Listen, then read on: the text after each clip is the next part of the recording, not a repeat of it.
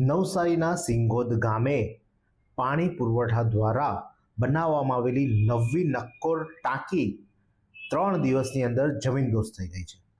સિંગોદ ગામ ખાતે પાણી પુરવઠા દ્વારા વેરછા જૂથ પાણી પુરવઠા યોજના અંતર્ગત 12 લાખના ખર્ચે એક પાણીની ટાંકી બનાવવામાં આવી હતી, જે 8-10 દિવસ પહેલાં તૈયાર થઈ હતી અને રવિવારના દિવસે મોટર કનેક્શન કરવામાં આવ્યું હતું અને સોમવારે અડધી ટાંકી ભરી અને પાણી આપવાનું ચાલુ કર્યું, પરંતુ અડધી ટાંકી ભરતા જ પાણી ઘટતું હતું ટાંકીમાંથી, જેની જાણ સરપંચ દ્વારા કોન્ટ્રાક્ટરને કરવામાં હતી। કોન્ટ્રાક્ટરે એવું કહ્યું કે અઠવાડિયામાં આવી અને હું જોઈ લઉં છું, ત્યાં સુધી અડધી ટાંકી ભરીને પાણી આપો।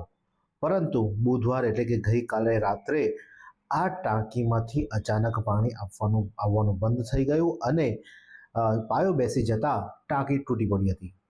ભ્રષ્ટાચાર કઈ હદ સુધી થાય ત્યાં તમે જોઈ શકો છો કે 12 લાખ રૂપિયાની ટાંકી બનાવવામાં આવી હતી અને ટાંકી જમીનદોસ્ત થઈ ગઈ છે। ત્યારે હવે કોન્ટ્રાક્ટર સામે તજવીજ હાથ ધરવામાં આવી છે, કાર્યવાહી કરવાની અને ટાંકી શા માટે તૂટી છે, સ્ટ્રક્ચર રિપોર્ટ, તમામ માંગણી કરવામાં આવી। તો પહેલાં ક્યાં ગયા હતા અધિકારીઓ? પહેલાં જઈને તમે આ ના કરી શકતા હતા? જ્યારે બાંધકામ થતું ત્યારે કોઈ દેખરેખ રાખવા માટે કોઈ ન હતું?